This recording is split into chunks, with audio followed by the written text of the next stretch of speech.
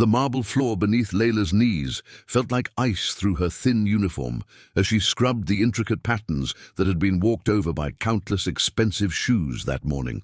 The Al Rashid mansion stretched endlessly around her, its vaulted ceilings echoing with the distant sound of her mother's vacuum cleaner 3 floors above. At 19, Layla had spent more hours in this palace than in her own cramped apartment, watching the family's wealth flow like water, while her mother Fatima worked 16-hour days just to keep them afloat. If you've ever felt invisible in a world that seems designed for others, you'll understand why this story matters. Hit that subscribe button, because what happens next will change how you see power forever. The afternoon sun slanted through the floor-to-ceiling windows, casting geometric shadows across the pristine white walls adorned with priceless Islamic calligraphy. Layla paused to wipe sweat from her forehead, her dark eyes catching the reflection of the crystal chandelier above. She had memorized every facet of this house during her 3 years of part-time work here, helping her mother clean while attending university on a partial scholarship. The irony wasn't lost on her that she studied international business and economics in a cramped lecture hall each morning, then spent her afternoons polishing the marble of a man who controlled more wealth than some small nations. Sheikh Khalid al-Rashid's voice boomed from his study, sharp and dismissive as always when speaking to his advisors. The quarterly reports are disastrous. Our renewable energy division is hemorrhaging money, and these environmental compliance costs are astronomical. Someone needs to find a solution, or we're shutting it down entirely. Layla had heard variations of this conversation countless times while cleaning nearby rooms. The Sheikh's empire spanned oil, real estate, technology, and recently, a struggling attempt at green energy that seemed to frustrate him more each month. As she moved her cleaning supplies toward the study's adjacent hallway, Layla caught sight of the Sheikh through the partially open door. Khalid al-Rashid was a man in his 50s, impeccably dressed in a tailored suit that probably cost more than her family's annual rent. His graying beard was perfectly trimmed, his posture commanding even when seated behind his massive mahogany desk. 3 advisors sat across from him, their faces tense as they shuffled through reports and charts that painted an increasingly bleak picture of the renewable energy venture. "Sir, the solar panel efficiency rates are below industry standard," one advisor ventured carefully. "The wind farm installations have faced multiple delays due to technical complications, and our battery storage solutions are proving unreliable. The board is questioning whether we should cut our losses." Sheikh al-Rashid's jaw tightened. "I invested $2 billion into this green initiative because the world demanded it, not because I believed in fairy tales about saving the planet. If these so-called experts can't make it profitable, then perhaps we should return to what actually works." His fingers drummed against the desk, a habit Layla had noticed whenever he was particularly agitated. The sound echoed through the study like a countdown timer. The youngest advisor, barely older than Layla herself, cleared his throat nervously. "There might be innovative approaches we haven't considered, sir. Perhaps consulting with fresh perspectives. Maybe even academic institutions." "Academic institutions." The Sheikh's laugh was cold and sharp. "Ma'am, you mean the same universities that produce idealistic graduates who think good intentions pay bills? I've hired the best engineers money can buy. If they can't solve this puzzle, no one can." Layla found herself slowing her cleaning pace, drawn into the conversation despite herself. During her economics courses, she had written extensively about sustainable business models and the integration challenges facing traditional energy companies transitioning to renewable sources. Her professors often praised her analytical approach to complex market problems, but here in this mansion, she was invisible, just another pair of hands maintaining the luxury that her ideas could never touch. The meeting continued for another hour, growing more heated as each proposed solution was dismissed. The Sheikh's frustration was palpable, his voice rising with each failed suggestion. "Gentlemen, I'm beginning to think this entire venture was a mistake. We're burning through cash faster than our oil refineries burn crude. Unless someone can present me with a comprehensive solution that addresses efficiency, cost-effectiveness, and scalability within the next month, I'm pulling the plug on the entire renewable division." As the advisors filed out, their faces grim with the weight of potential failure, Sheikh al-Rashid remained at his desk, staring at the scattered reports. Layla continued cleaning in the hallway, but her mind was racing through everything she had overheard. The problems they described weren't insurmountable. They were classic integration issues that required a systems thinking approach rather than isolated technical fixes. That evening, Layla sat in her family's small apartment, her textbooks spread across the kitchen table, while her mother, Fatima, prepared a simple dinner of rice and lentils. The contrast between their modest home and the Al-Rashid mansion was stark. Here, every piece of furniture served multiple purposes, and the walls were thin enough that they could hear their neighbors' conversations. But this cramped space had also been where Layla developed her hunger for knowledge, studying by lamplight while her mother worked late shifts. "You seem distracted tonight, Habibti," Fatima observed, her weathered hands gentle as she placed a steaming bowl before her daughter. "Did something happen at the mansion today?" Layla hesitated, then found herself explaining what she had overheard. Her mother listened patiently, occasionally nodding as she recognized the Sheikh's characteristic impatience from her own years of employment. "He's a proud man," Fatima said finally.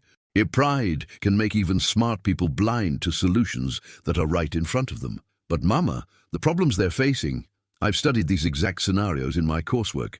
There are proven frameworks for renewable energy integration that they're not even considering. They're approaching it like a traditional business acquisition instead of a systemic transformation."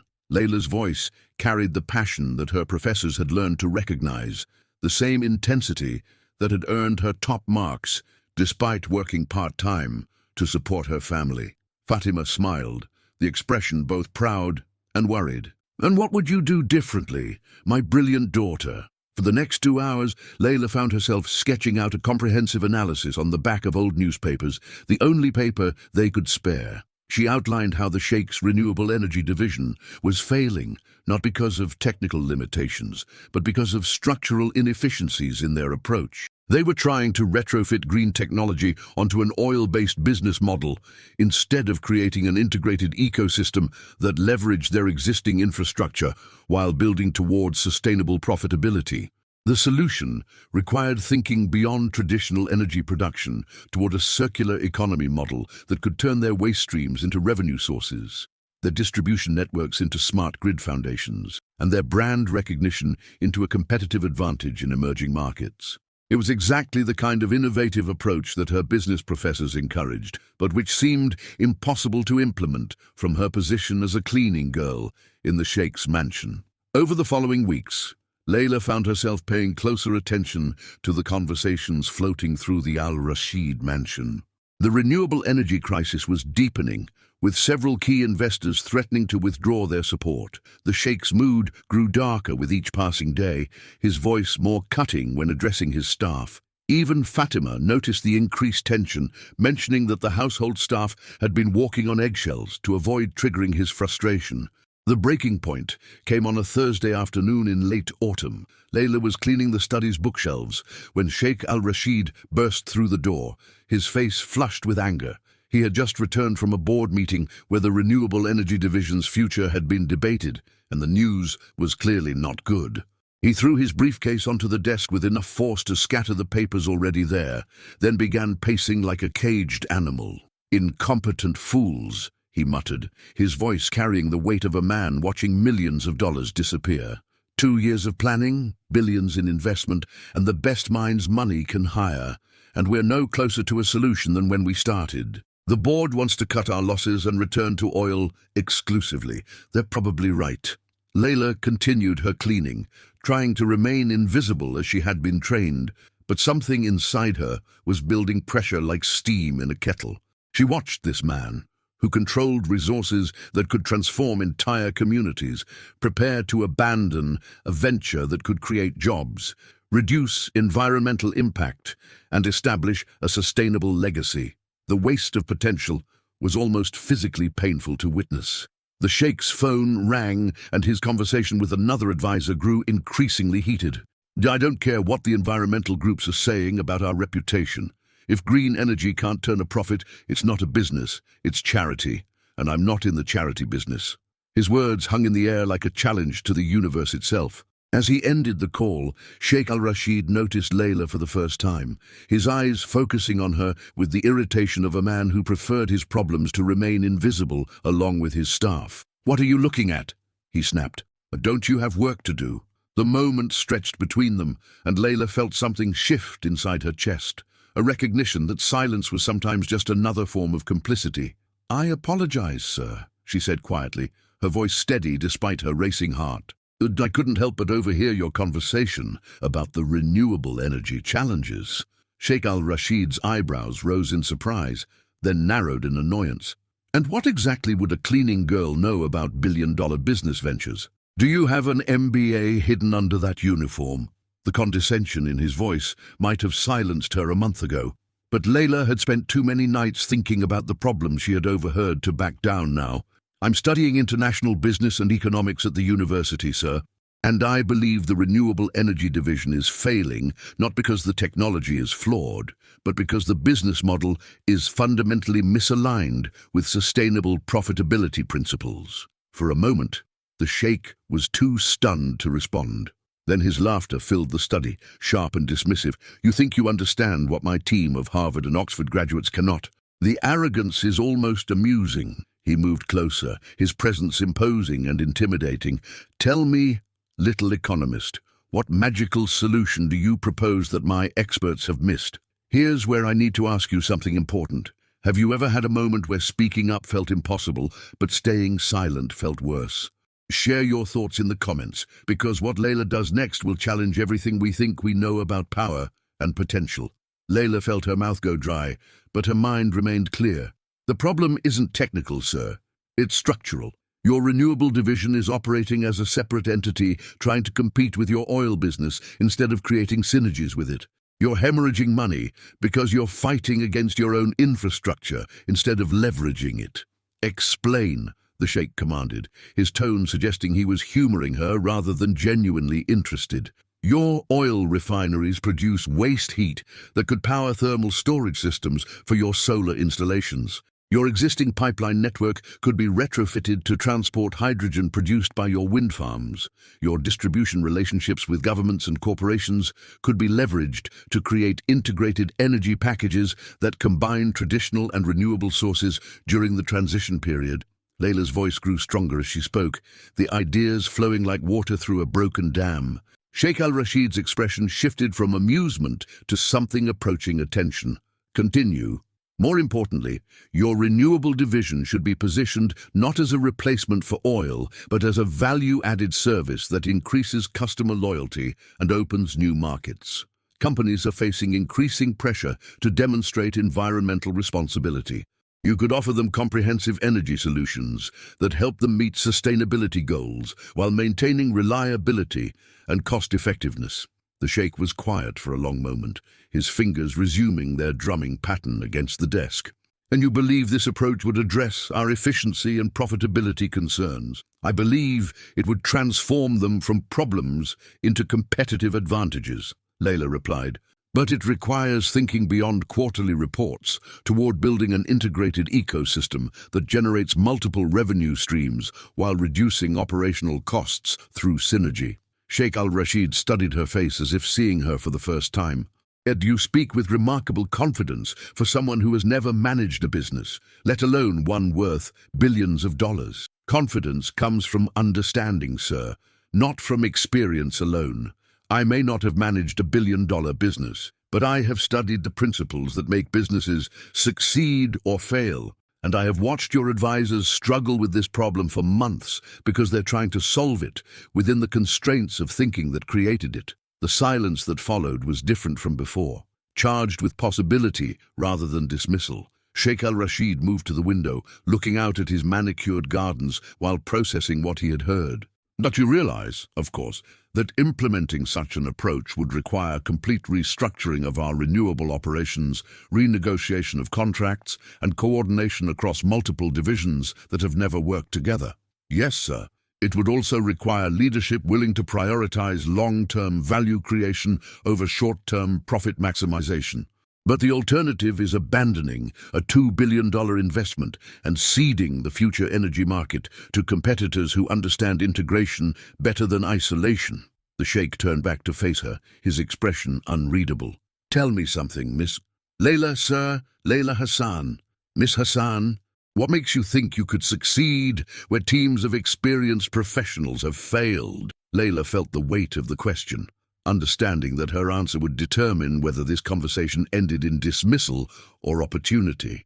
"Because I'm not trying to protect existing assumptions or justify previous decisions. I'm looking at the problem fresh, without the burden of having to explain why earlier approaches didn't work.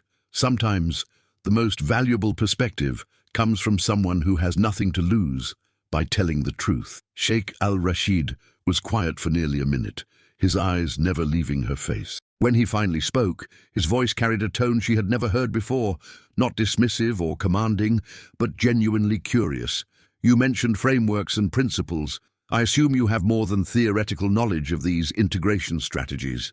"I wrote my senior thesis on sustainable business model transformation in traditional energy companies. I analyzed case studies from Norway, Denmark, and Germany where similar integrations succeeded, and from companies in other industries that failed because they treated innovation as an add-on rather than a core restructuring opportunity." "And you believe your academic analysis translates to real-world implementation?" Layla took a breath, knowing that her next words would either open a door or close it forever. "I believe that good analysis provides the foundation for good implementation, but implementation requires resources, authority, and commitment that I obviously don't possess. What I can offer is a comprehensive strategy that addresses the specific challenges your advisors have identified, along with detailed projections showing how integrated operations could achieve profitability within 18 months instead of the current trajectory toward failure." The sheikh's eyebrows rose slightly. 18 months? "My current projections suggest we'll be bankrupt in renewable energy within 12 months if trends continue. That's because current projections assume continued isolation between divisions and competition for the same customer base. Integrated operations would reduce costs while expanding market opportunities. The math changes completely when you stop thinking about renewable energy as a separate business and start thinking about it as an enhancement to your existing empire." Sheikh al-Rashid moved back to his desk, his fingers tracing the edge of a report that had been frustrating him all afternoon. "Miss Hassan, I have invested more money in this renewable venture than most people see in a lifetime. I have hired consultants who charge more per hour than your family earns in a month. And you're suggesting that a university student working as a cleaning girl has identified solutions that have escaped all of them?" The question hung in the air, like a challenge, and Layla felt the familiar weight of being underestimated because of her circumstances rather than her capabilities. "I'm suggesting that sometimes the most expensive advice isn't the most valuable advice, and sometimes the people closest to a problem are too invested in their previous decisions to see new possibilities clearly." "Interesting theory." The sheikh's voice carried a note that might have been respect or might have been preparation for dismissal. "And tell me, if you were in my position, what would you do right now?" "I would give myself 30 days to see a comprehensive integration plan that addresses every concern your advisors have raised, along with detailed financial projections and implementation timelines. If that plan could demonstrate a clear path to profitability within 18 months, I would implement it. If it couldn't, I would shut down the renewable division and accept that the timing wasn't right for this transformation." Sheikh al-Rashid leaned back in his chair, studying her with an intensity that made Layla acutely aware of how much her life could change based on the next few minutes of conversation. 30 days, he repeated slowly. "And who exactly would develop this comprehensive plan? Someone who understands both the theoretical frameworks and the practical constraints. Someone who has studied your specific challenges without being invested in defending previous approaches. Someone who has nothing to gain from telling you what you want to hear instead of what you need to hear. Someone like you. Someone like me." The silence stretched between them, filled with the weight of possibility and risk. Sheikh al-Rashid's fingers resumed their drumming, but the rhythm was different now, less agitated, more contemplative.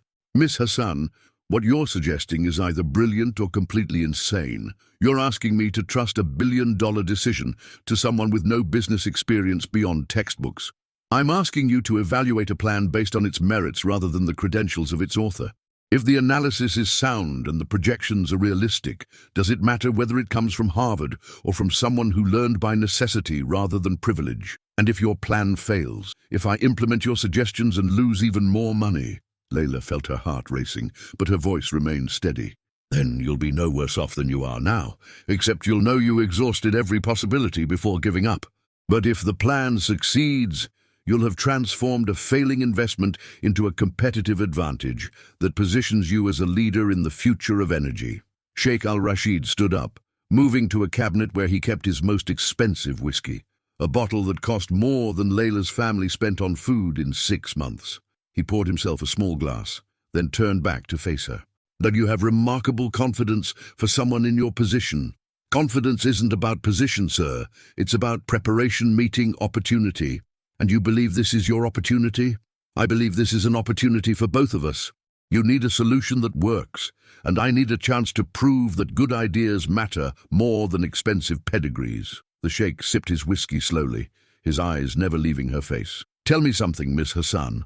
Why should I trust you with something this important? What do you have to lose if you're wrong? The question hit deeper than he probably intended, and Layla felt the weight of her family's financial struggles, her mother's endless work hours, and her own dreams of building a better life. Everything, sir. If I fail, I lose the only chance I'll probably ever have to prove that someone like me can contribute something valuable to someone like you. If you fail, you lose money. If I fail, I lose hope.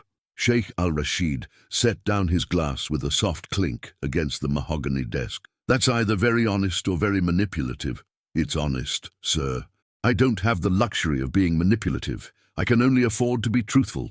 Another long silence filled the study, broken only by the distant sound of traffic outside the mansion's walls. Sheikh al-Rashid moved to his desk and pulled out a legal pad, writing something in his precise handwriting. Miss Hassan, I'm going to make you an offer that will either change your life or teach you a very expensive lesson about the difference between theory and practice. Layla's breath caught in her throat, but she remained silent, waiting.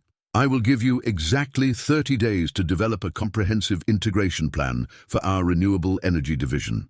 You will have access to all our financial data, technical reports, and operational details. You will work with my assistant to schedule meetings with key personnel who can provide you with information you need. He paused, his pen hovering over the paper. Because if your plan demonstrates a viable path to profitability within 18 months, I will implement it and pay you $1 million as a consulting fee. The number hit Layla like a physical blow.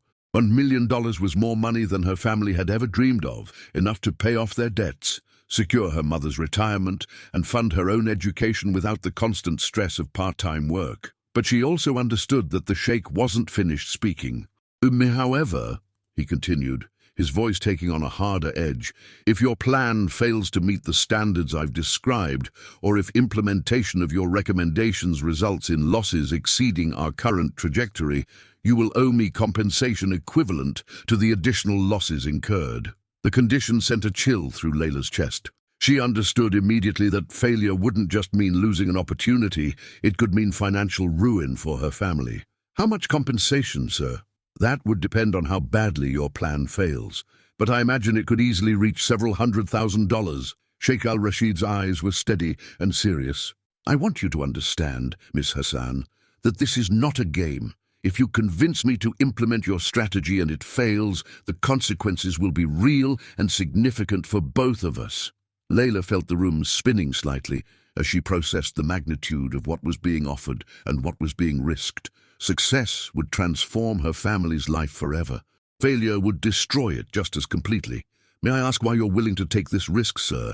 Because my current path leads to certain failure, and you're offering a possibility of success. Sometimes the biggest risk is not taking any risk at all. He finished writing on the legal pad and looked up at her. But I need to know that you understand the stakes. This isn't a classroom exercise where the worst consequence is a bad grade. This is a real business with real money and real consequences. I understand, sir. Do you? Because once you accept this challenge, there's no backing out because it gets difficult or because you realize you're in over your head. You'll have 30 days to either prove your theories or face the consequences of being wrong. Layla thought about her mother, working 16-hour days to keep them afloat. She thought about her own dreams of building a career that could lift them out of poverty. She thought about the Sheikh's renewable energy division, hemorrhaging money while possessing all the resources needed to succeed if properly integrated. Most of all, she thought about the choice between the safety of invisibility and the risk of being seen. "I accept your offer, sir." Sheikh al-Rashid nodded slowly, then tore the page from his legal pad and handed it to her. "Then we have an agreement. You'll start Monday morning. My assistant will provide you with an office, access credentials, and a schedule of meetings with department heads. You'll report your progress to me every Friday afternoon."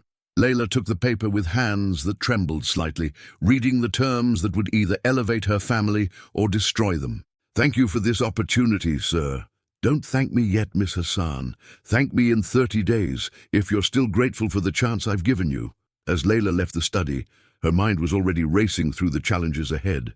She had 30 days to analyze billions of dollars in operations, develop a comprehensive integration strategy, and convince a skeptical billionaire that her approach could succeed where others had failed. The weight of responsibility was almost overwhelming, but beneath the fear was something else: excitement at finally having the chance to prove that good ideas could come from unexpected places. That evening, she sat at her family's kitchen table with the agreement spread before her, explaining to her mother what had happened. Fatima's face cycled through expressions of pride, worry, and determination as she absorbed the magnitude of both the opportunity and the risk.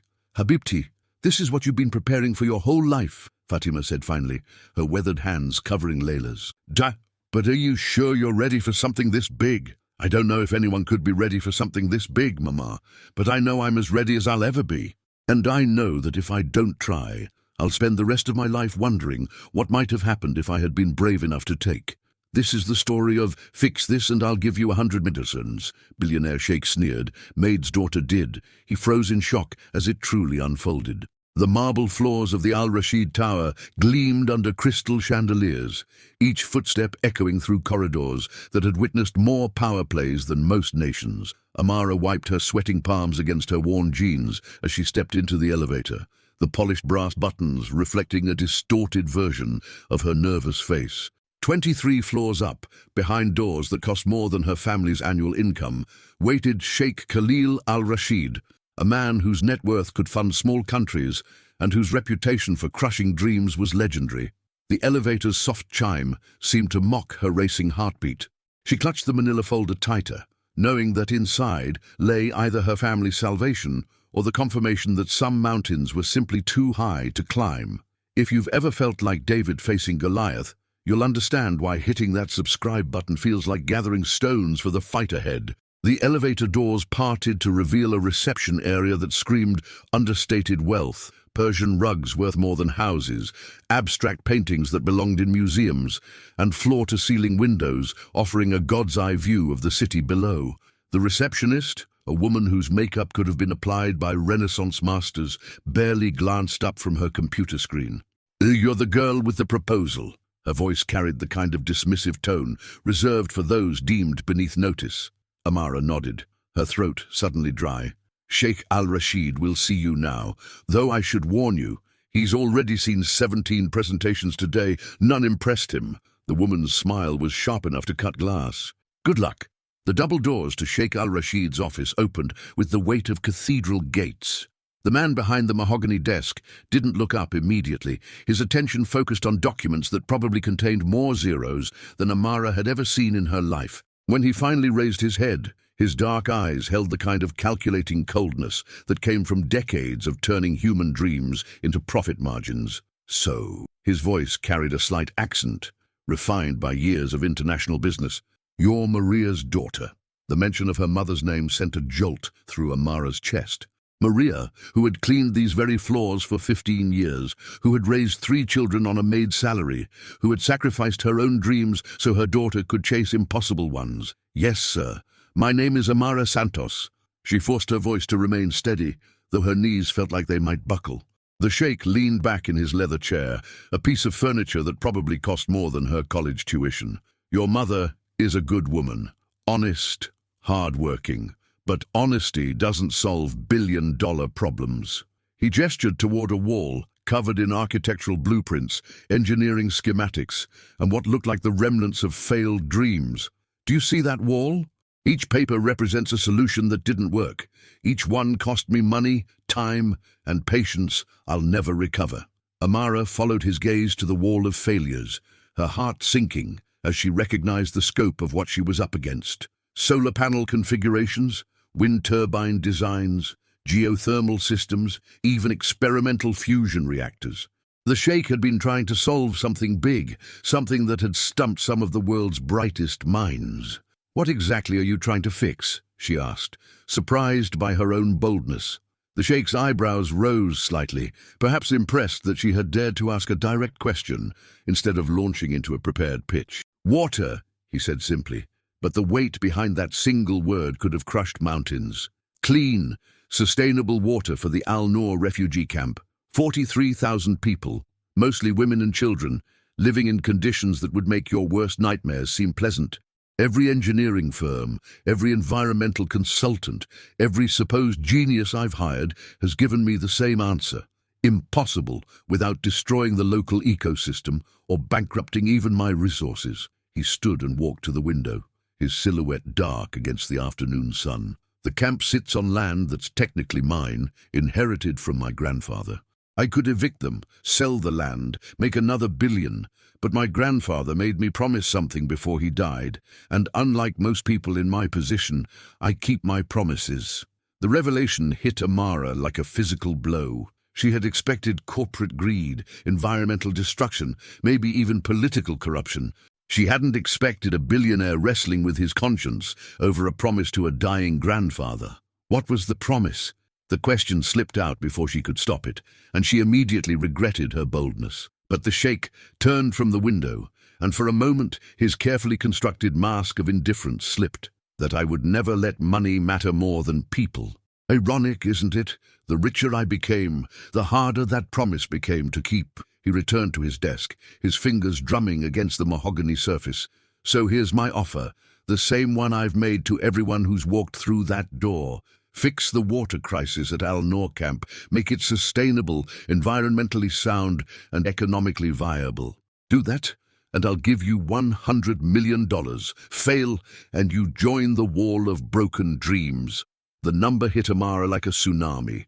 $100 million, enough to change not just her life, but the lives of everyone she'd ever known. Enough to pay for her mother's medical treatments, her brother's education, her sister's wedding. Enough to transform their entire neighborhood. But as she looked at the wall of failures, the magnitude of the challenge became clear. If brilliant engineers and environmental scientists had failed, what chance did a recent environmental science graduate from a community college have? "I need to see the camp," she said, the words tumbling out before her rational mind could stop them. "I need to understand the land, the water table, the existing infrastructure. I can't solve a problem I haven't seen." The Sheikh's expression shifted, something that might have been respect flickering in his dark eyes. "Most people start with theories and calculations. You want to start with reality." He pressed a button on his desk, and within seconds, his assistant appeared. "Arrange transport to Al-Noor camp. Mrs. Santos will be conducting a site inspection." The helicopter ride to the camp gave Amara her first real glimpse of the challenge ahead. Below them stretched miles of arid landscape, broken only by the sprawling collection of temporary structures that housed 43,000 displaced souls. From the air, the camp looked like a wound in the earth, a testament to human resilience and suffering in equal measure. The pilot's voice crackled through her headset. "Water trucks come twice a week. Sometimes they're late, sometimes they don't come at all. People have died waiting." Landing in the camp was like stepping into a different world, one where hope and desperation danced together in the dust-filled air. Children ran between tents with the kind of joy that seemed impossible given their circumstances, while their mothers watched with eyes that had seen too much. The camp administrator, a weathered woman named Fatima, greeted Amara with the kind of warmth that only came from people who had learned to find humanity in the darkest places. "Another engineer?" she asked, but her tone held no judgment, only tired hope. "We've seen many. They measure, they calculate, they leave. The children still thirst." Amara spent 3 days in the camp, sleeping in a tent that leaked during the brief desert rain, eating the same meager rations as everyone else, and listening to stories that would haunt her dreams for years to come. She met Yasmin, a 7-year-old girl who collected rainwater in empty plastic bottles and treated each drop like liquid gold. She talked with Ahmad, a former engineering student whose education had been interrupted by war, but whose understanding of water systems remained sharp. She learned that the camp wasn't just a collection of displaced people, it was a community with its own ingenuity, its own solutions that had been overlooked by every expert who had come before. On her second night, as she sat by a small fire sharing tea with a group of women, one of them asked her a question that changed everything. Why do the engineers always try to bring water to us? Why not bring us to the water? The question was asked by Layla, a former hydrologist who had fled her country with nothing but her knowledge and her determination to survive. There's an underground river system about 12 kilometers north, ancient, clean, sustainable, but it's on the other side of the ridge, and everyone says it's impossible to access. That night, Amara couldn't sleep. She stared at the tent ceiling, her mind racing through possibilities that seemed simultaneously brilliant and insane. What if the solution wasn't about bringing water to the camp, but about moving the camp to the water? What if the engineering challenge wasn't technological, but logistical? What if 43,000 people could be relocated not as refugees, but as founders of something new? She spent her third day hiking to the ridge with Ahmad and 2 other men who knew the land better than any satellite survey.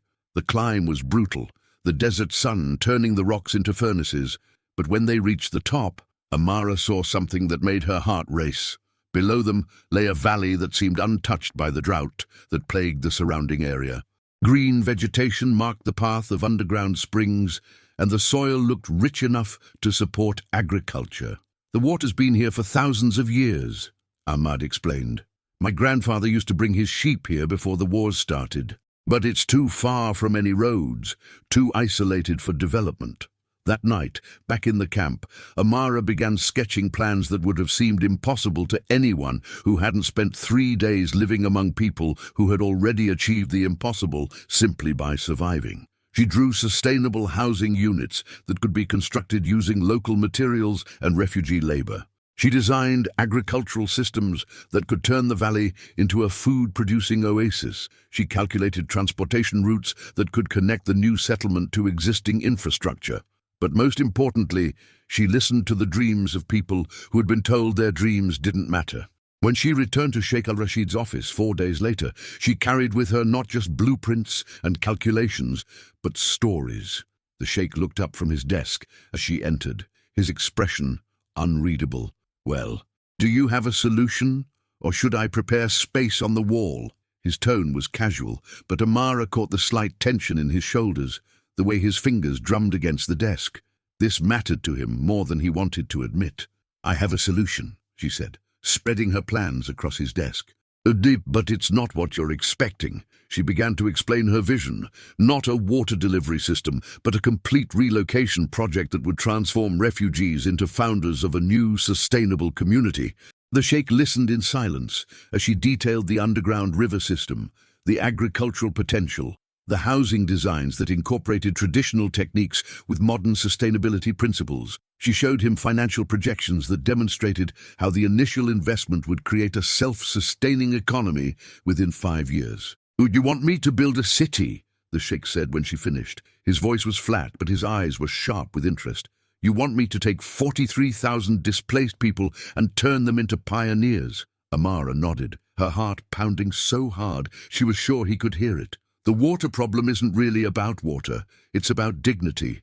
It's about giving people the chance to build something instead of just surviving. Your grandfather's promise wasn't just about keeping them alive, it was about keeping them human. The Sheikh stood and walked to his window again, his hands clasped behind his back. For long minutes, the only sound in the office was the distant hum of city traffic far below. When he finally turned back to face her, his expression had changed. The calculating coldness was gone, replaced by something that looked almost like wonder. "Do you understand what you're proposing? The logistics alone would be staggering." moving 43,000 people, building infrastructure in the middle of nowhere, creating an entire economy from scratch. I understand that it's never been done before, Amara replied.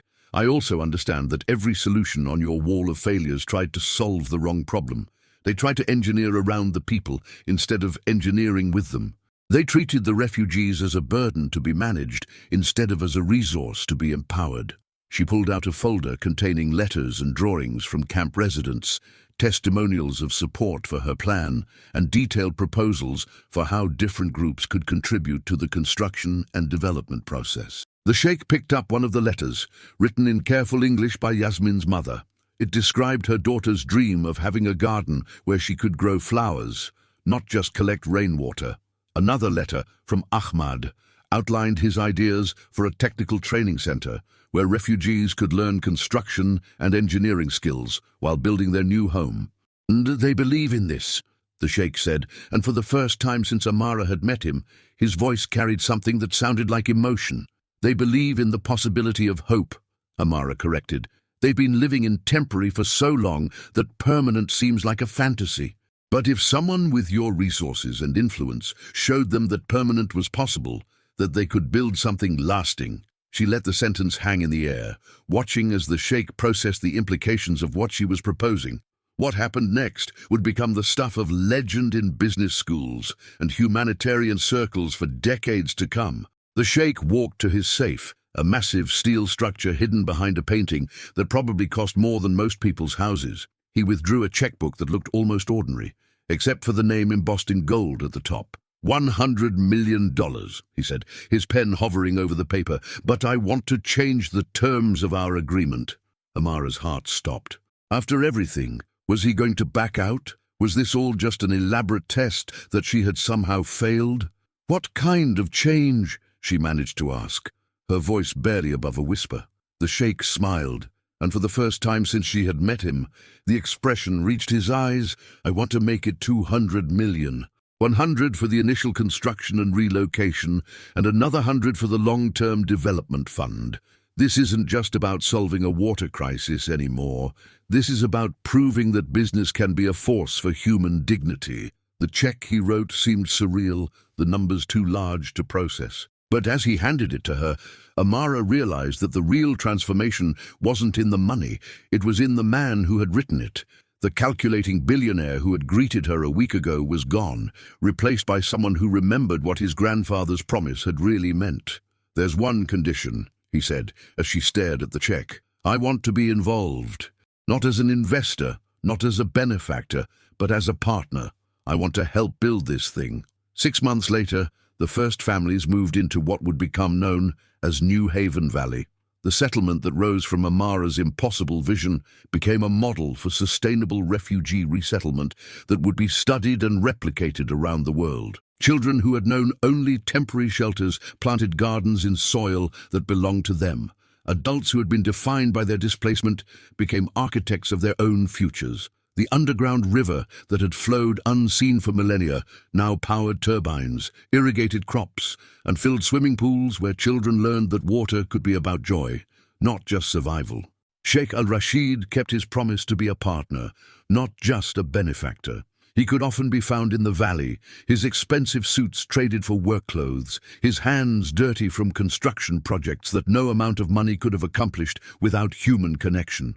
The transformation wasn't just in the lives of the refugees, it was in his own understanding of what wealth could accomplish when it was guided by conscience instead of calculation. Amara's mother, Maria, was among the first to visit the completed settlement. As she walked through streets that her daughter's vision had created, past schools and clinics, and community centers that bore no resemblance to the temporary structures of the old camp, she wept tears that tasted like vindication. Her years of cleaning floors in the Al-Rashid Tower had been more than just work. They had been an investment in a future she could never have imagined. The wall in Sheikh al-Rashid's office still exists, but it no longer displays failures. Instead, it shows photographs from New Haven Valley, children playing in gardens, families celebrating in their permanent homes, and adults working in businesses they had built with their own hands.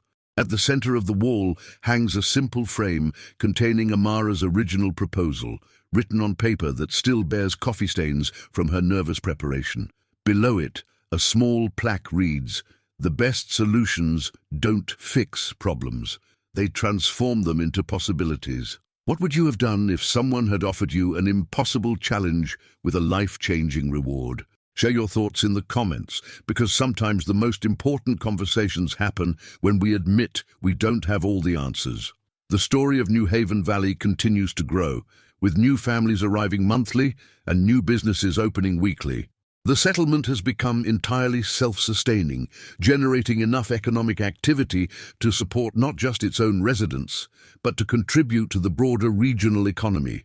Universities send students to study the integration of traditional building techniques with modern sustainability principles. Environmental scientists come to observe how human settlement can actually improve local ecosystems when designed with wisdom instead of exploitation. But perhaps the most important transformation was in how the world began to see refugee crises. Instead of problems to be managed, they became opportunities for innovation.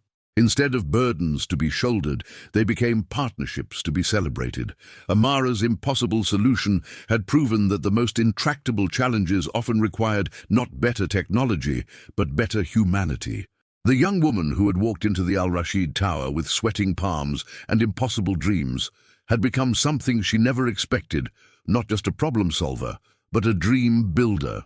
Her success had rippled outward, inspiring similar projects on 3 continents and fundamentally changing how humanitarian aid was conceived and implemented. The girl who had grown up in the shadow of her mother's sacrifices had created shadows of her own, but hers were the kind that provided shelter for thousands. Sheikh al-Rashid often tells visitors that the best investment he ever made wasn't in technology or real estate or financial instruments.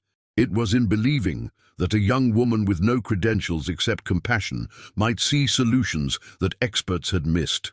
He learned that true wealth wasn't measured in what you could buy, but in what you could build, and that the most valuable currency wasn't money, but trust. As the sun sets over New Haven Valley each evening, casting long shadows across gardens that bloom where once there was only dust, children who have never known thirst play games that their parents could never have imagined. The underground river continues its ancient flow, but now it carries more than water. It carries hope, dignity, and the proof that some promises are worth keeping, no matter how impossible they seem. The manila folder that Amara had clutched so tightly on that first elevator ride now sits in a place of honor in the valley's community center, its contents having grown from desperate proposal to living reality. Visitors often ask to see it, amazed that something so simple could have sparked something so transformative. But those who know the story understand that the real magic wasn't in the papers. It was in the courage to believe that impossible problems might have possible solutions, if only someone was brave enough to see them. If this story of transformation and hope has touched something in your heart, consider sharing it with someone who needs to remember that impossible is just another word for untried. Hit that like button if you believe that the best solutions come not from the smartest people in the room, but from the bravest ones. And subscribe, because in a world that often feels broken, we need more stories that remind us how beautiful it looks when someone refuses to accept that broken is permanent.